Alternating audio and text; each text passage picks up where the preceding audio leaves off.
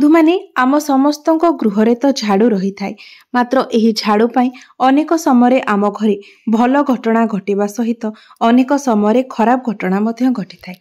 ଝାଡୁର ସିଧାସଳଖ ସମ୍ବନ୍ଧ ହୋଇଥାଏ ମା ଲକ୍ଷ୍ମୀଙ୍କ ସହିତ। ଝାଡୁକୁ ନେଇ ଆମକୁ ଅନେକ ଶୁଭ ଏବଂ ଅଶୁଭ ସଂକେତ ମଧ୍ୟ ପ୍ରାପ୍ତ ହୋଇଥାଏ।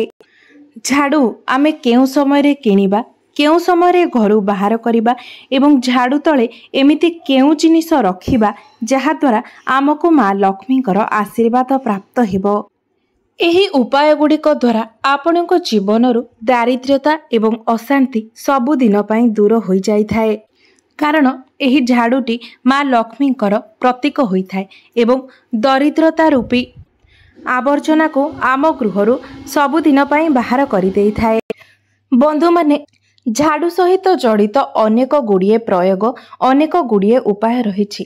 ତେବେ ଆଜିର ଏହି ଭିଡ଼ିଓରେ ମୁଁ ଆପଣମାନଙ୍କୁ ଏକ ଏପରି ଉପାୟ ବିଷୟରେ କହିବାକୁ ଯାଉଛି ଯାହା ଆପଣଙ୍କ ଜୀବନରେ ଚାଲିଥିବା ଅନେକ ଗୁଡ଼ିଏ ସମସ୍ୟାର ସମାଧାନ କରିଦେଇପାରିବ। ଝାଡୁକୁ ମା ଲକ୍ଷ୍ମୀଙ୍କର ପ୍ରତୀକ ବୋଲି ମାନା ଯାଇଥାଏ।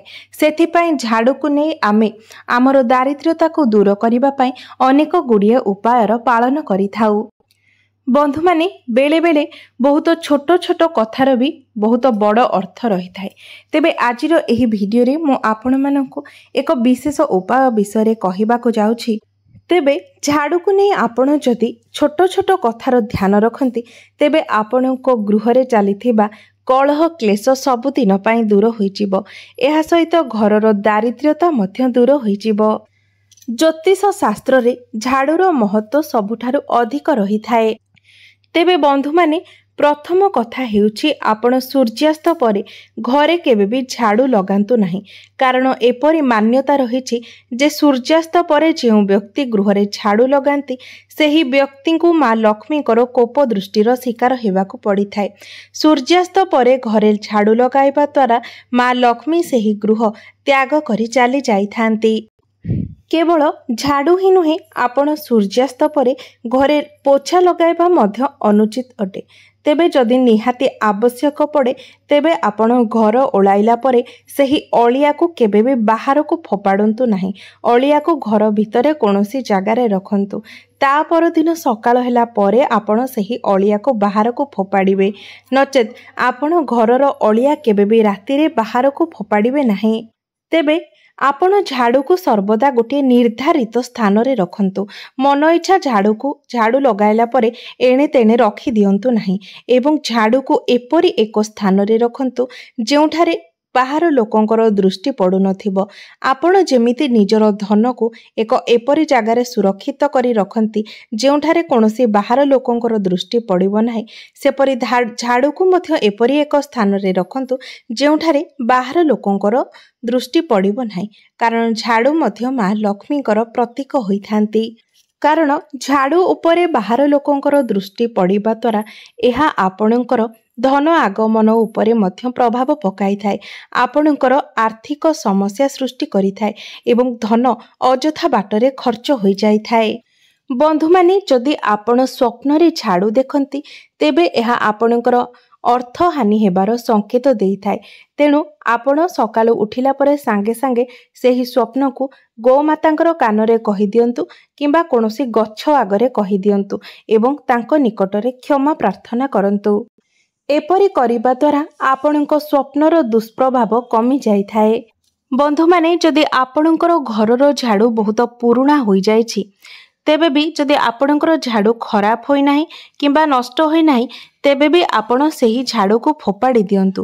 କାରଣ ଝାଡୁ ଯେତେ ଅଧିକ ପୁରୁଣା ହୋଇଥାଏ, ସେଥିରେ ନକାରାତ୍ମକ ଶକ୍ତିର ଊର୍ଜା ମଧ୍ୟ ବଢ଼ି ଯାଇଥାଏ। କାରଣ ଝାଡୁରେ ପ୍ରତିଦିନ ଆମେ ଘର ସଫା କରିଥାଉ, ଘର ଓଳାଇଥାଉ, ଆମ ଘରର ନକାରାତ୍ମକ ଶକ୍ତି ଗୁଡ଼ିକୁ ବାହାର କରିଥାଉ। ତେଣୁ ଝାଡୁଟି ଯେତେ ଅଧିକ ପୁରୁଣା ହୋଇଥାଏ, ଝାଡୁରେ ନକାରାତ୍ମକ ଶକ୍ତି ମଧ୍ୟ ସେତେ ବଢ଼ିଥାଏ। ତେଣୁ ଆପଣ ଝାଡୁକୁ ଅଧିକ ପୁରୁଣା ନ କରି ଝାଡୁକୁ ଆପଣ କିଛି ମାସ ବ୍ୟବହାର କରିବା ପରେ ସେହି ଝାଡୁକୁ ବଦଳାଇ ଦିଅନ୍ତୁ ଏବଂ ପୁରୁଣା ଝାଡୁଟିକୁ ଫୋପାଡ଼ି ଦିଅନ୍ତୁ। ଏହା ବ୍ୟତୀତ ଆପଣ ଭାଙ୍ଗି ଯାଇଥିବା କିମ୍ବା ଖରାପ ହୋଇଯାଇଥିବା ଝାଡ଼ୁ ମଧ୍ୟ ଘରେ ବ୍ୟବହାର କରନ୍ତୁ ନାହିଁ, କାରଣ ଏହା ଆପଣଙ୍କର ଦାରିଦ୍ର୍ୟତାର କାରଣ ବନିପାରେ। ଯଦି ଆପଣଙ୍କ ଝାଡ଼ୁ ଝଡ଼ି ଝଡ଼ି ତଳେ ପଡ଼ୁଛି, ତେବେ ସେହି ଝାଡ଼ୁ ମଧ୍ୟ ଆପଣ ବ୍ୟବହାର କରନ୍ତୁ ନାହିଁ। ତେବେ ଆପଣ ଘରେ କେବେ ବି ପୁରୁଣା କିମ୍ବା ଭଙ୍ଗାରୁଜା ଝାଡ଼ୁ ରଖନ୍ତୁ ନାହିଁ। ଏହା ବ୍ୟତୀତ ଆପଣ ଯଦି ଝାଡ଼ୁ କିଣୁଛନ୍ତି, ତେବେ ଶନିବାରରେ ହିଁ ଝାଡ଼ୁ କିଣନ୍ତୁ, କାରଣ ଶନିବାର ଦିନ ଝାଡ଼ୁ କିଣିବା ଅତ୍ୟନ୍ତ ଶୁଭପ୍ରଦ ହୋଇଥାଏ ଏବଂ ଶନିବାର ଦିନଠାରୁ ହିଁ ଆପଣ ସେହି ଝାଡ଼ୁରେ ଝାଡ଼ୁ ଲଗାଇବା ଆରମ୍ଭ କରନ୍ତୁ। ଆପଣଙ୍କ ଗୃହରେ ଏହାଦ୍ୱାରା ଧନ ଧାନ୍ୟରେ ବୃଦ୍ଧି ହୋଇଥାଏ। ଆପଣମାନେ ଭୁଲରେ ବି ଝାଡ଼ୁକୁ ଖୋଲା ଅଗଣାରେ କିମ୍ବା ଖୋଲା ଆକାଶ ତଳେ ରଖନ୍ତୁ ନାହିଁ, କାରଣ ଖୋଲାରେ ଝାଡ଼ୁ ରଖିବା ଦ୍ୱାରା ଆପଣଙ୍କ ଜୀବନରେ ସମସ୍ୟା ବଢ଼ିଥାଏ। ତେଣୁ ଆପଣ ସର୍ବଦା ଏପରି ସ୍ଥାନରେ ଝାଡ଼ୁକୁ ରଖନ୍ତୁ ଯେଉଁଠାରେ କାହାର ନଜର ପଡ଼ୁନଥିବ ଏବଂ ଝାଡ଼ୁକୁ ସର୍ବଦା ଢାଙ୍କିକି ରଖିବା ପାଇଁ ଚେଷ୍ଟା କରନ୍ତୁ। ତେବେ ବନ୍ଧୁମାନେ, ଝାଡ଼ୁ ରଖିବାର ସର୍ବୋତ୍ତମ ଦିଗ ହେଉଛି ଉତ୍ତର ପଶ୍ଚିମ ଦିଗ। ତେଣୁ ଆପଣ ସର୍ବଦା ଝାଡ଼ୁକୁ ଉତ୍ତର ଏବଂ ପଶ୍ଚିମ ଦିଗରେ ରଖନ୍ତୁ। ଏହା ବ୍ୟତୀତ ଆପଣ ଝାଡ଼ୁକୁ କେବେ ବି ରୋଷେଇ ଘରେ ରଖନ୍ତୁ ନାହିଁ। ଏହା ବ୍ୟତୀତ ଝାଡ଼ୁରେ ଆପଣ କେବେ ବି ଅଇଁଠା ଜିନିଷ ସଫା କରନ୍ତୁ ନାହିଁ। ଧର ଆପଣଙ୍କ ଗୃହରେ ଛୋଟ ପିଲାମାନେ ଖାଦ୍ୟ ଜିନିଷ ଅଇଁଠା କରି ଏଆଡ଼େ ସେଆଡ଼େ ଫୋପାଡ଼ି ଦେଇଛନ୍ତି, ଆପଣ ଝାଡ଼ୁରେ କେବେ ବି ତାକୁ ଓଳାନ୍ତୁ ନାହିଁ। ଗୋଟିଏ କପଡ଼ାରେ ତାକୁ ପୋଛା ମାରି ତାପରେ ଓଳାନ୍ତୁ, କିନ୍ତୁ ଅଇଁଠା ଖାଦ୍ୟ, ଅଇଁଠା ଦ୍ରବ୍ୟ ଝାଡ଼ୁରେ କେବେ ବି ଓଳାନ୍ତୁ ନାହିଁ, କାରଣ ଏପରି କରିବା ଦ୍ୱାରା ମା ଲକ୍ଷ୍ମୀଙ୍କର ଅପମାନ ହୋଇଥାଏ। ଏହା ବ୍ୟତୀତ ଆପଣ ଝାଡ଼ୁକୁ କେବେ ବି ଗୋଡ଼ ବଜାନ୍ତୁ ନାହିଁ, ଗୋଡ଼ରେ ଆଡ଼ାନ୍ତୁ ନାହିଁ, କାରଣ ଯେହେତୁ ଝାଡ଼ୁକୁ ମା ଲକ୍ଷ୍ମୀଙ୍କର ପ୍ରତୀକ ବୋଲି ମାନାଯାଇଥାଏ, ତେଣୁ ଏପରି କରିବା ଦ୍ୱାରା ଝାଡ଼ୁକୁ ନୁହେଁ ମା ଲକ୍ଷ୍ମୀଙ୍କର ହିଁ ଅପମାନ ହୋଇଥାଏ। ଏହା ବ୍ୟତୀତ ଆପଣ ଝାଡ଼ୁକୁ କେବେ ବି ଠିଆ କରି ରଖନ୍ତୁ ନାହିଁ, କାରଣ ଠିଆ କରି ଝାଡ଼ୁକୁ ରଖିବା ଦ୍ୱାରା ଆପଣଙ୍କ ଗୃହକୁ ଆସୁଥିବା ଲକ୍ଷ୍ମୀ ମଧ୍ୟ ଆପଣଙ୍କ ମୁଖ୍ୟ ଦ୍ୱାରଠାରୁ ଫେରି ଯାଇଥାନ୍ତି। ଏବଂ ଝାଡ଼ୁକୁ କେବେ ବି ଅପରିଷ୍କାର କରି ରଖନ୍ତୁ ନାହିଁ। ଯଦି କୌଣସି ବି କାରଣରୁ ଝାଡ଼ୁଟି ଅପରିଷ୍କାର ହୋଇଯାଇଛି, ତେବେ ତାକୁ ଭଲ ଭାବରେ ଧୋଇ ସଫା କରି ରଖନ୍ତୁ ଏବଂ ଝାଡ଼ୁରେ କେବେ କାହାକୁ ଆଘାତ ଦିଅନ୍ତୁ ନାହିଁ। ସେ ପଶୁପକ୍ଷୀ ହୁଅନ୍ତୁ କିମ୍ବା ମଣିଷ ହୁଅନ୍ତୁ, ଝାଡ଼ୁରେ କେବେ କାହାକୁ ପ୍ରହାର କରନ୍ତୁ ନାହିଁ, କାରଣ ଏପରି କରିବା ଦ୍ୱାରା ମଧ୍ୟ ମା ଲକ୍ଷ୍ମୀଙ୍କର ଅପମାନ ହୋଇଥାଏ। ତେଣୁ ଆପଣମାନେ ଏହି କଥାର ବିଶେଷ ଧ୍ୟାନ ରଖିବା ଉଚିତ। ବନ୍ଧୁମାନେ, ଆଉ ଗୋଟିଏ ଗୁରୁତ୍ୱପୂର୍ଣ୍ଣ କଥା ହେଉଛି, ଯେତେବେଳେ ଆପଣ ଘର ବଦଳାଇଥାନ୍ତି, ନୂଆ ଘରେ ପ୍ରବେଶ କରିଥାନ୍ତି, ସେତେବେଳେ ଆପଣ ନୂଆ ଘରକୁ ସର୍ବଦା ଏକ ନୂଆ ଝାଡ଼ୁ ସହିତ ପ୍ରବେଶ କରନ୍ତୁ। କଦାପି ବି ଆପଣ ପୁରୁଣା ଝାଡ଼ୁକୁ ସଙ୍ଗେ ସଙ୍ଗେ ଆଣନ୍ତୁ ନାହିଁ କିମ୍ବା ସେହି ପୁରୁଣା ଘରେ ମଧ୍ୟ ଝାଡ଼ୁକୁ ଛାଡ଼ିକି ଆସନ୍ତୁ ନାହିଁ, କାରଣ ସେଠାରେ ଝାଡ଼ୁକୁ ଛାଡ଼ିକି ଆସିବା ଅର୍ଥ ମା ଲକ୍ଷ୍ମୀଙ୍କୁ ମଧ୍ୟ ସେଠାରେ ଛାଡ଼ି ଦେଇ ଆସିବା। ମାତ୍ର ମନେ ରଖିବେ ଯେ ଯେତେବେଳେ ଆପଣ ନୂଆ ଘରେ ପ୍ରବେଶ କରୁଛନ୍ତି, ସେତେବେଳେ ନୂଆ ଝାଡ଼ୁ ସହିତ ପ୍ରବେଶ କରିବେ ଏବଂ 2-3 ଦିନ ଗଲା ପରେ ଆପଣ ପୁରୁଣା ଝାଡ଼ୁକୁ ନୂଆ ଘରକୁ ନେଇ ଆସିବେ ଏବଂ କିଛି ଦିନ ବ୍ୟବହାର କରିବା ପରେ ସେହି ଝାଡ଼ୁକୁ ଆପଣ ଫୋପାଡ଼ି ଦେବେ। ବନ୍ଧୁମାନେ, ଆପଣଙ୍କୁ ଯେତେବେଳେ ଲାଗିବ ଯେ ଆପଣଙ୍କ ଗୃହରେ ସମସ୍ୟା ବହୁତ ଅଧିକ ବଢ଼ିଯାଇଛି, ସେତେବେଳେ ଆପଣ କୌଣସି ମନ୍ଦିରରେ କିମ୍ବା ଲକ୍ଷ୍ମୀ ମନ୍ଦିରରେ ଝାଡ଼ୁର ଗୁପ୍ତ ଦାନ କରିବା ଉଚିତ। ଅର୍ଥାତ୍ ଝାଡ଼ୁ ଦାନ କରିବା ସମୟରେ ଆପଣଙ୍କୁ ଯେପରି କେହି ନ ଦେଖନ୍ତି କିମ୍ବା ସେ ବିଷୟରେ କେହି କିଛି ନ ପଚାରନ୍ତି। ତେବେ ବନ୍ଧୁମାନେ, ଆଜି ଆମର ଏହି ଭିଡ଼ିଓର ମୁଖ୍ୟ ବିଷୟବସ୍ତୁ ଥିଲା ଯେ ଝାଡ଼ୁ ତଳେ ଏପରି କେଉଁ ଜିନିଷ ରଖିବା ଦ୍ୱାରା ଆପଣଙ୍କୁ ମା ଲକ୍ଷ୍ମୀଙ୍କର ଅସୀମ କୃପା ପ୍ରାପ୍ତ ହୋଇଥାଏ, ଯାହାଦ୍ୱାରା ଆପଣଙ୍କ ଜୀବନରୁ ନିର୍ଧନତା, ଦାରିଦ୍ର୍ୟତା ସବୁଦିନ ପାଇଁ ଦୂରେଇ ଯାଇଥାଏ। ତେବେ ପ୍ରତିଦିନ ରାତିରେ ଆପଣ ଶୋଇବା ସମୟରେ ଆପଣଙ୍କର ଝାଡ଼ୁକୁ ଆଣି ମୁଖ୍ୟ ଦ୍ୱାର ଭିତର ପଟକୁ ରଖନ୍ତୁ ଏବଂ ଝାଡ଼ୁର ମୁହଁ ଯେପରି ମୁଖ୍ୟ ଦ୍ୱାର ଆଡ଼କୁ ରହିବ, ଯେମିତିକି ଆପଣଙ୍କ ଗୃହକୁ ଯେଉଁ ବି ନକାରାତ୍ମକ ଶକ୍ତି ପ୍ରବେଶ କରିବ, ତାକୁ ଝାଡ଼ୁ ମାରିକି ବାହାରକୁ ଫୋପାଡ଼ି ଦେବ। ତେବେ ଝାଡ଼ୁକୁ ଆପଣ ଶୁଆଇକି ରଖନ୍ତୁ ଏବଂ ମୁଖ୍ୟ ଦ୍ୱାରର ଭିତର ପଟକୁ ମୁଖ୍ୟ ଦ୍ୱାରର ମୁହଁ ଆଡ଼କୁ ମୁହଁ କରି ରଖନ୍ତୁ। ମନେ ରଖନ୍ତୁ, ଝାଡ଼ୁକୁ ଏହିପରି ଭାବରେ କେବଳ ଆପଣ ରାତି ସମୟରେ ହିଁ ରଖିବେ। ଦିନରେ ଆପଣ ଝାଡ଼ୁକୁ ଲୁଚେଇକି ରଖିବେ ଏବଂ ଝାଡ଼ୁ ତଳେ ଆପଣ 2-4ଟି ଜିରାର ଦାନା ରଖିବେ।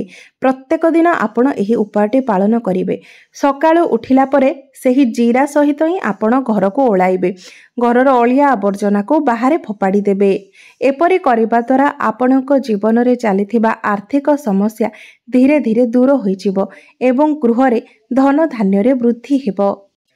ବନ୍ଧୁମାନେ, ଆପଣମାନେ ଜାଣିଥିବେ ଆମେ ଅନେକ ସମୟରେ ଖଜୁରୀ ଝାଡ଼ୁର ବ୍ୟବହାର କରିଥାଉ। ତେବେ ଖଜୁରୀ ହେଉଛି ଏକ କଣ୍ଟା ଗଛ ଏବଂ ଆମେ ସେହି ଖଜୁରୀ ଗଛର ଝାଡ଼ୁ ବ୍ୟବହାର କରିବା ଦ୍ୱାରା ଆମ ଜୀବନରେ ମଧ୍ୟ ଅନେକ ସମସ୍ୟାର ସୃଷ୍ଟି ହୋଇଥାଏ।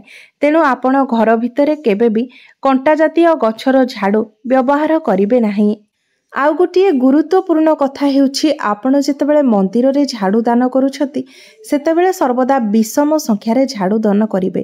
ଯୋଡ଼ା ସଂଖ୍ୟାରେ କେବେ ବି ଝାଡ଼ୁ ଦାନ କରିବେ ନାହିଁ। 1, 3, 5, 7 ଏହିଭଳି ବିଷମ ସଂଖ୍ୟାରେ ଆପଣ ଝାଡ଼ୁ ଦାନ କରିବା ଶୁଭପ୍ରଦ ଅଟେ।